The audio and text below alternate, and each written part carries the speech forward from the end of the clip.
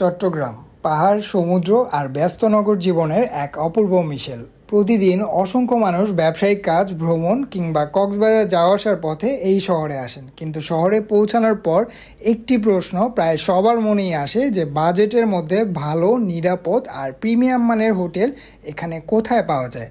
তো আজকের এই ভিডিওটিতে আমি আপনাদেরকে নিয়ে এসেছি হোয়াইট পার্ক হোটেল অ্যান্ড সুইটসে। এখানে আমরা থেকেছি 4,000 টাকার একটি রুমে, যেখানে আরাম করে 2 জন থাকা যায়।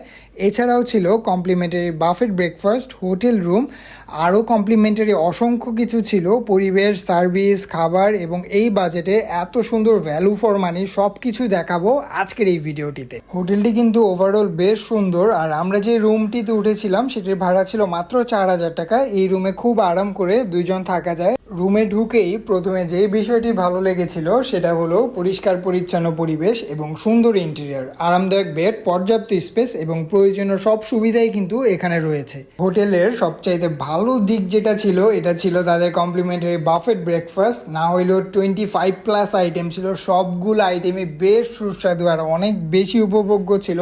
আর এখানকার বাঙ্কেট হল বা রুফটপ লঞ্চটা কিন্তু অনেক বেশি সাজানো গুছানো ছিল, খুব সুন্দর। আর চিটাগাং সিটিটাকে আপনি এখান থেকে আরও অনেক সুন্দরভাবে উপভোগ করতে পারবেন।